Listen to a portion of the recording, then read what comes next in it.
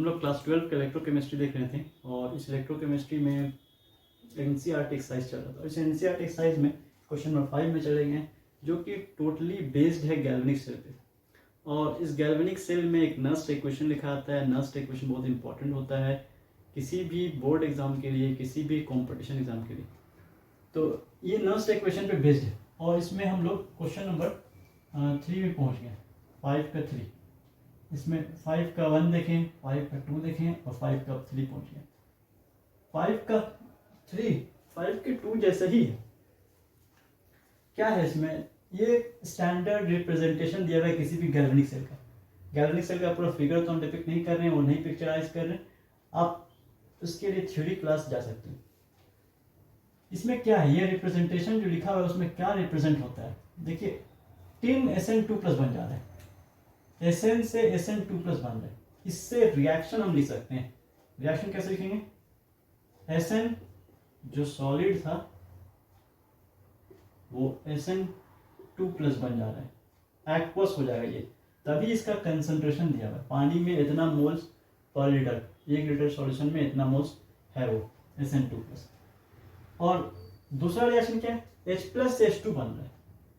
दूसरा रिएक्शन है जो H+ है एक्वस, वो बन जा रहा है H2 गैस।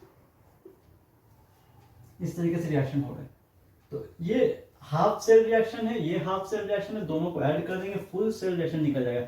इसका मतलब ये जो रिएक्शन लिखें वो गैल्वेनिक सेल रिएक्शन है, गैल्वेनिक सेल का फुल रिएक्शन, जिसमें इसको कहा जाता है एनोड हाफ सेल, इसको कहा जाए cathode half cell. Anode half cell तो टिन का है, टिन इलेक्ट्रोड का। ये एनोड जो है, मेटल जो है वो टिन का है। लेकिन cathode half cell standard hydrogen half cell है, जहां पे प्लैटिनम पे हाइड्रोजन गैस पास कराया जाता है 1 बार प्रेशर तक में। इसका पार्शियल प्रेशर 1 बार हो जाए तब तक हाइड्रोजन गैस पे पास करते हैं। और प्लैटिनम में एक खास बात है कि प्लैटिनम के सरफेस पे हाइड्रोजन गैस पास करेंगे तो एब्जॉर्ब हो जाता है। तो हाइड्रोजन जो गैस है उसका बिहेवियर के सॉलिड जैसा हो जाएगा। ये स्टैंडर्ड हाइड्रोजन हाफ सेल है। अब इसी सेल, दो सेल रिप्रेजेंटेशन से हाफ सेल का कुछ ना कुछ पोटेंशियल होगा। हाफ सेल पोटेंशियल को जोड़ देंगे, फुल सेल पोटेंशियल निकल जाएगा। उसी फुल सेल पोटेंशियल को हम ई सेल कहेंगे, जिसको वो EMF ऑफ सेल कह रहा है। EMF ऑफ सेल वही होता है, ये निकालने बोल रहे हैं। ये कैसे निकलेगा? तो इसका हाफ सेल पोटेंशियल, इसका हाफ सेल पोटेंशियल को ऐड कर देंगे। दोनों का हाफ सेल पोटेंशियल को ऐड करके निकालना, दोनों के लिए फिर नस्ट इक्वेशन लिखना पड़ेगा, लंबा प्रोसेस होगा। हम क्या करेंगे, पूरे गैल्वेनिक सेल का ही नस्ट इक्वेशन लिख देंगे। पूरे गैल्वेनिक सेल का नस्ट इक्वेशन कैसे लिखा जाएगा? E cell is equal to E0 cell minus 0.0591 upon n log. ये नंबर कहाँ से है? ये एक्चुअल में ये रहता है 2.303 RT/F। इसको सॉल्व करके आया है। R हो गया 8.314 यूनिवर्सल गैस कांस्टेंट, टेम्परेचर हो गया 298, F हो गया 96500। इसको सॉल्व करिएगा तो नियरली इतना हो जाएगा। क्योंकि R और F कांस्टेंट है और टेम्परेचर क्वेश्चन में दिया 298, तो जब भी टेम्परेचर 298 देगा यही वैल्यू लगाइएगा। उसका लॉग के बाद प्रोडक्ट लिखना है आपको। प्रोडक्ट लिखने के लिए रिएक्शन जाना पड़ेगा, और सही चीज लिखने के लिए कि लॉग में क्या सही लिखा जाए उसके लिए रिएक्शन परफेक्टली बैलेंस होना चाहिए। रिएक्शन परफेक्टली बैलेंस के लिए देखिए यहाँ 2 हाइड्रोजन या 1 हाइड्रोजन है, 2 कर दिए, रिएक्शन बैलेंस हो गया। अब सबसे पहले प्रोडक्ट का क्वांटिटी लिखिए, Sn2+ का कंसंट्रेशन इनटू H2 का कंसंट्रेशन। आगे में नंबर 1 है, पावर 1 लगा देंगे। आगे में H2 का आगे नंबर 1 है, इस पूरे में पावर 1 डिवाइड बाई Sn के आगे 1 है, पावर 1। रिएक्टेंट कौन है? H+। तो प्रोडक्ट बाई रिएक्टेंट, H+ का आगे नंबर कितना है? 2, पावर कितना लगा देंगे? 2। इस तरीके से रिएक्शन से नस्ट इक्वेशन लिख दिए। अब ये जो n है वो क्या है? n, ये जो रिएक्शन हुआ उसमें कितना इलेक्ट्रॉन ट्रांसफर हुआ ये पता करना है, वही n है। Sn से Sn2+ बना, किसी पे 2 पॉजिटिव चार्ज आया, कैसे आया होगा? 2 इलेक्ट्रॉन लॉस करके, तो 2 इलेक्ट्रॉन लॉस हुआ, मीन्स 2 इलेक्ट्रॉन ट्रांसफर हुआ। और क्या गेन भी उतना ही हुआ? तो हाँ, एक H+ 1 इलेक्ट्रॉन गेन करेगा, 2H+ 2 इलेक्ट्रॉन गेन करेगा और H2 बन गया। इसका मतलब इस एंटायर रिएक्शन में चाहे लॉस ऑफ इलेक्ट्रॉन हो चाहे गेन ऑफ इलेक्ट्रॉन हो, नंबर ऑफ इलेक्ट्रॉन ट्रांसफर 2 ही हुआ है, मीन्स n का वैल्यू 2 मिल गया, हम लोग n2 मिल गया। अब ई सेल हम बताएं कि इसका हाफ सेल पोटेंशियल को जोड़ देंगे, ई सेल निकल जाएगा। वो तो वेरिएबल है, टेम्परेचर डिपेंडेंट है। स्टैंडर्ड कंडीशन में किसी भी मेटल का, किसी भी इलेक्ट्रोड का किसी भी इलेक्ट्रोड का पोटेंशियल फिक्स है। जैसे यानी टिन का मेटल है, तो टिन का ऑक्सीडाइज होने का टेंडेंसी फिक्स है, इतना पोटेंशियल उसका 0.014 वोल्ट। Sn से Sn2 प्लस होने का टेंडेंसी जो है, उसके पास ऑक्सीडाइज होने की टेंडेंसी जो है वो इतना पोटेंशियल है।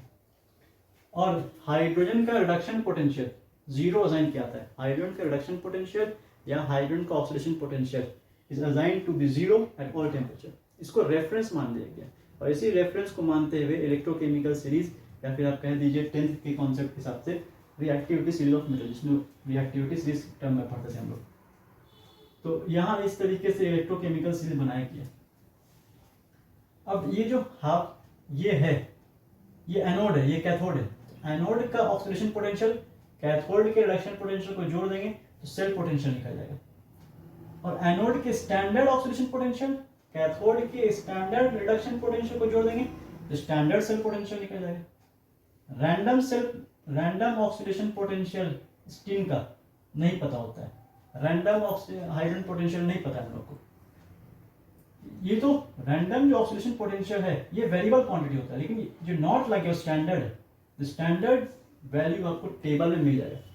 ये एनसीईआरटी का टेबल 3.1 से उठा करके हम लिखे हैं। क्वेश्चन यहाँ तक नहीं है, क्वेश्चन यहीं तक लिखा हुआ है, बस इतना तक लिख करके छोड़ दिया है। ये हम लोग अपने से निकालें।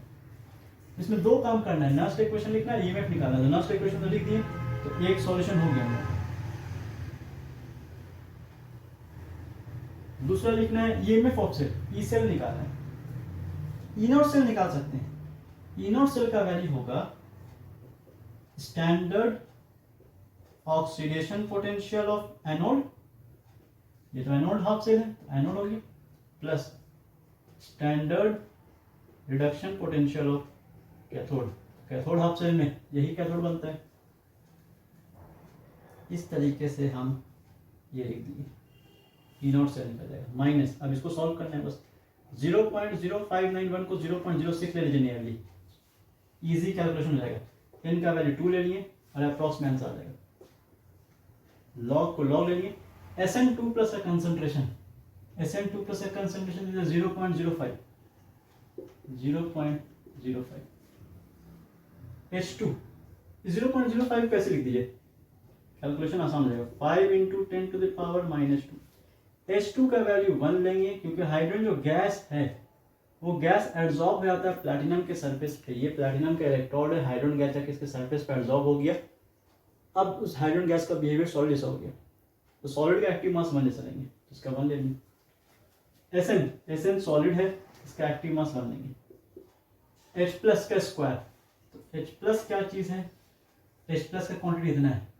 इस क्वांटिटी को लिख सकते हैं हम 2 × 10⁻⁻², और उसका स्क्वायर है तो स्क्वायर कर दिए। इनका वैल्यू रखिए, Sn2 प्लस का वैल्यू 0.14 है, इसका वैल्यू 0 माइनस ये तो हो गया 0.03 लॉग। देखिए ये आ रहा है 5 × 10⁻⁻² और नीचे आ रहा है 4 × 10⁻⁻4। ये तो सॉल्व कर गया, 0.14 आ गया, माइनस को माइनस नहीं दिया 0.03 को, लॉग। ये पूरा सॉल्व करके कितना आने वाला है, ये पूरा सॉल्व करके आने वाला है 5 × 10⁻² -4 ऊपर जाएगा, कितना बन जाएगा 10⁻+2 +2 मीन्स 100/4। 4 से कैंसिल कर दीजिए 25 टाइम्स में, तो 5 × 25 125। 125 को क्या हम लिख सकते हैं ऐसा 0.03 लॉग। 125 को लिखा सकता है, ये जो आया 125 ई सेल का वैल्यू हम दूसरी जगह दिखाते हैं।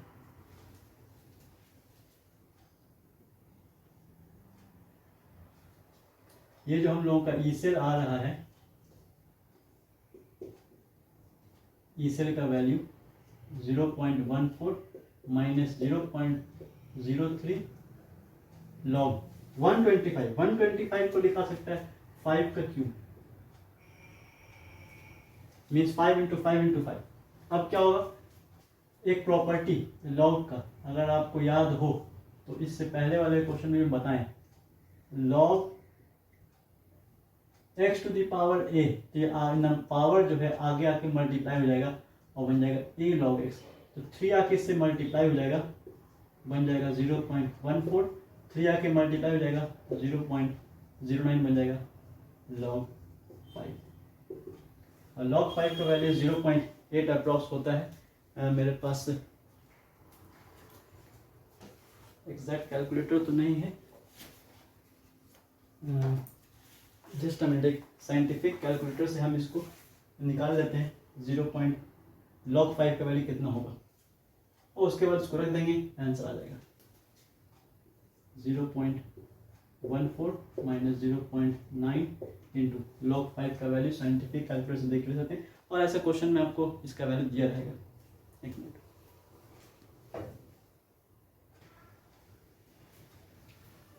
और ये मेरे पास साइंटिफिक कैलकुलेटर है और इसमें log 5 का वैल्यू दे रहा है 0.698, 0.698 इसको 0.7 मान लेते हैं नियरली, 0.698 0.7, आपस में इनको मल्टीप्लाई कर दीजिए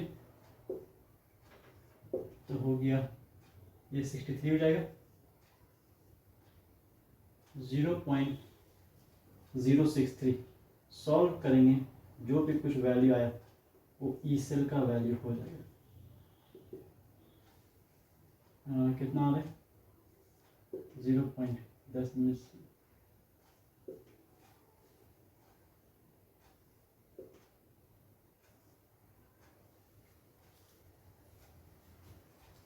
0.077, और इस 0.077 को इतना वोल्ट, ये तो आंसर ही अपने आप में है ही नियरली सही। अगर इसको थोड़ा सा और छोटा करना चाहें हम लोग तो इस ई सेल को अप्रॉक्स लिया जा सकता है 0.08 वोल्ट, राउंड ऑफ करके अप्रॉक्स इतना वोल्ट आ जाएगा। इस तरीके से हम लोग यहाँ पर ये दो यूनिट में 2 डिजिट में वैल्यू था, 2 डिजिट में वैल्यू डाल दी।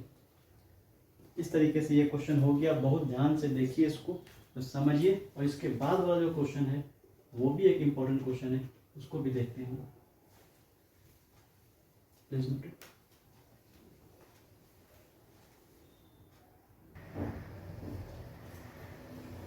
नो 5 का जो 4 नंबर है, ये 5 का 4 नंबर बहुत डिफरेंट टाइप क्वेश्चन है।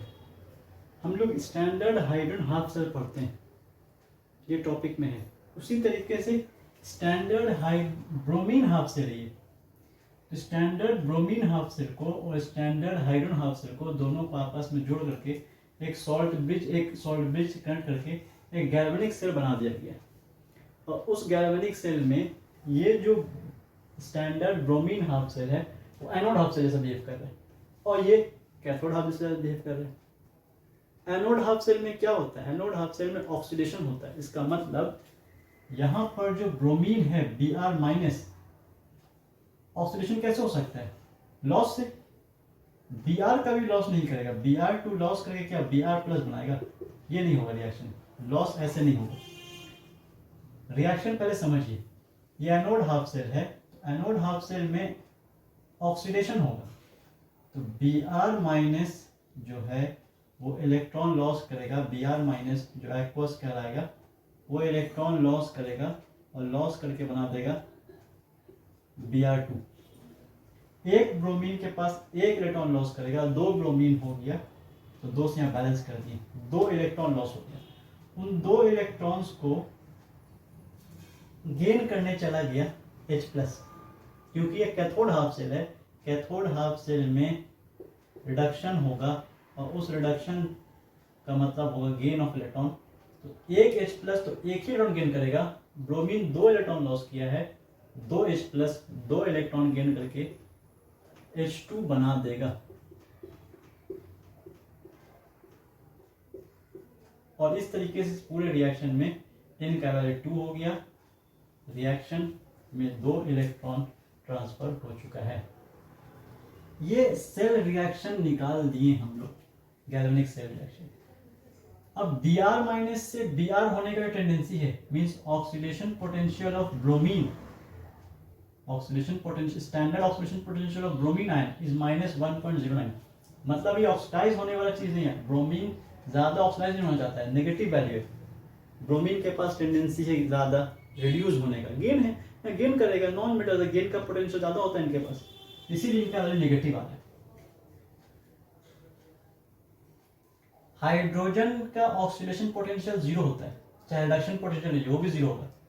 ब्रोमीन का ऑक्सीडेशन पोटेंशियल माइनस नेगेटिव है, इसका मतलब हाइड्रोजन से नीचे पोजीशन में ब्रोमीन होता होगा, और सही में ब्रोमीन को हाइड्रोजन से नीचे रखा जाता है इलेक्ट्रोकेमिकल सीरीज में। अब एक क्वेश्चन हो गया कि जब हाइड्रोजन से कम ऑक्सीडेशन पोटेंशियल ब्रोमीन का है तो ब्रोमीन क्यों ऑक्सीडाइज हो रहा है, हाइड्रोजन को ऑक्सीडाइज होना चाहिए था।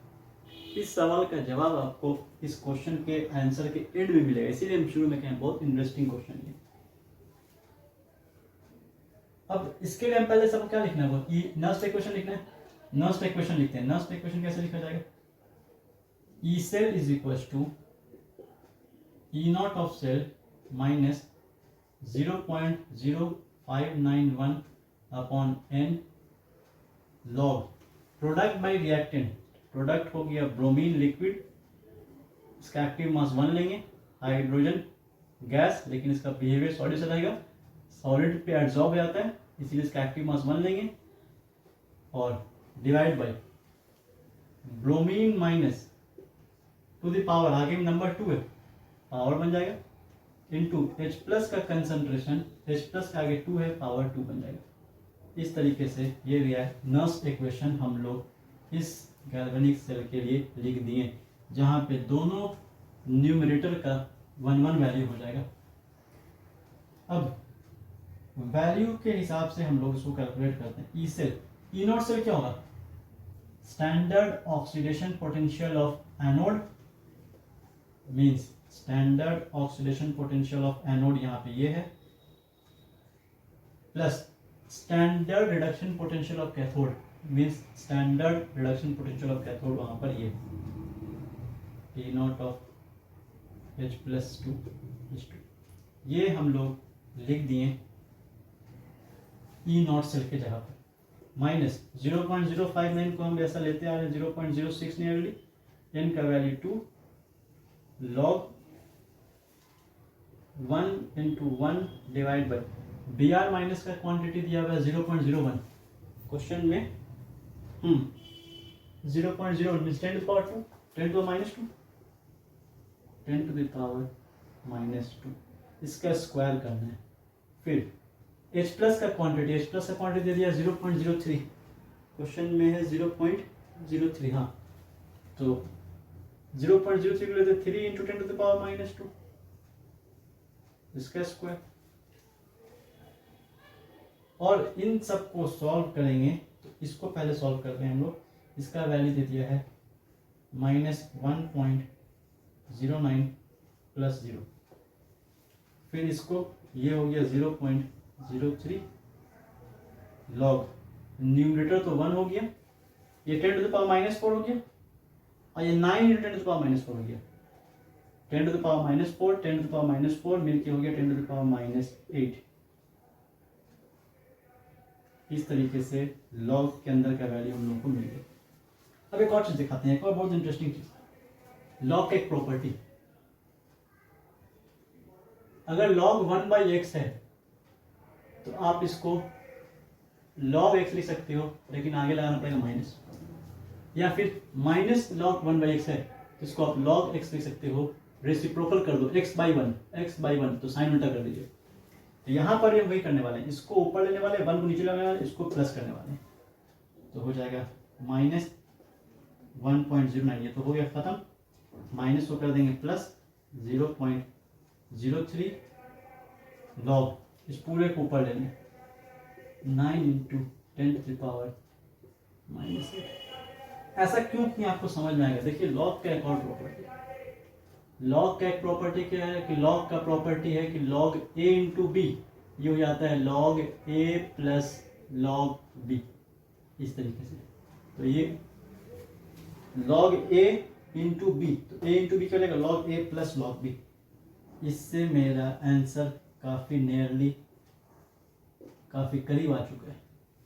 इसको लिख देंगे log 9 plus log 10 to the power -8। ये ई सेल का वैल्यू यहाँ तक हम लोग पहुँच गए।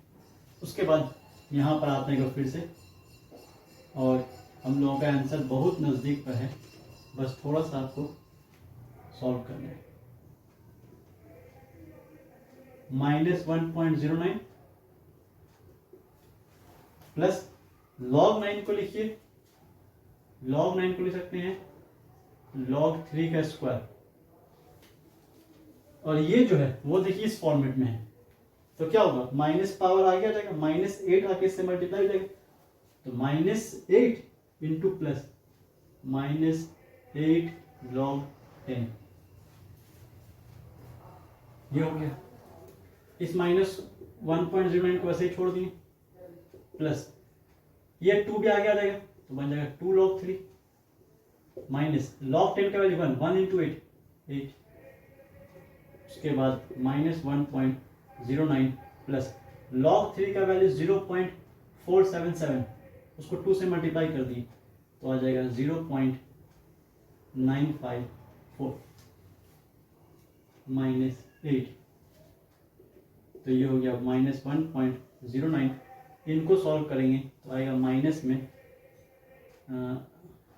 7.046, और फाइनली इसको अगर हम सॉल्व करके लिख दें तो ई सेल का वैल्यू माइनस में आ रहा है 8. इन सबको ऐड कर दीजिए तो 6 और -8.136 volt. E cell is equal to -8.136 volt.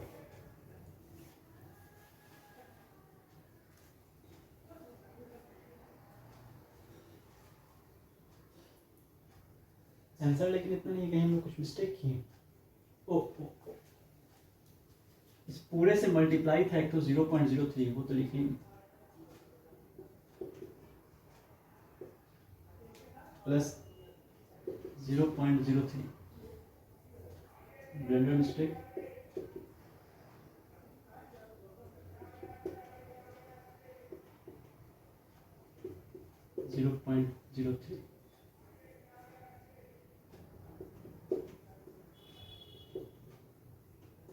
(0.03) इसमें 0.03 मल्टीप्लाई करना था।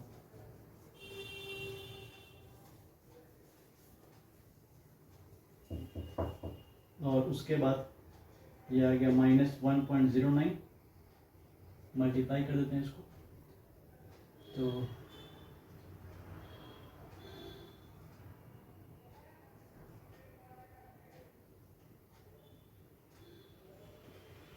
2 डिजिट और 3 डिजिट, 5 डिजिट, 5 डिजिट के पहले पॉइंट लगा दी, और इस तरीके से ई सेल का जो वैल्यू आ गया -1.9 into 11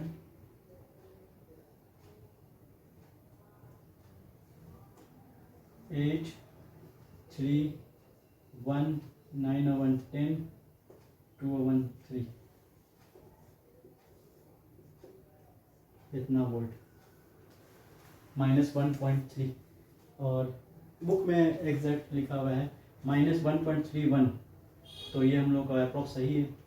ई सेल का वैल्यू -1.30 वोल्ट।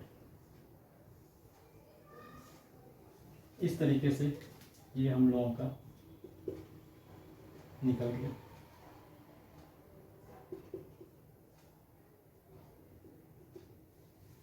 इसको देखिए, आराम से नोट करिए, बनाइए। इंटरेस्टिंग क्वेश्चन था, कई चीज़ में सीखने का। इसके बाद हम लोग नेक्स्ट क्वेश्चन चलेंगे, क्वेश्चन नंबर 6 में। आई होप समझ में आया होगा। नेक्स्ट क्लास में, ठीक है।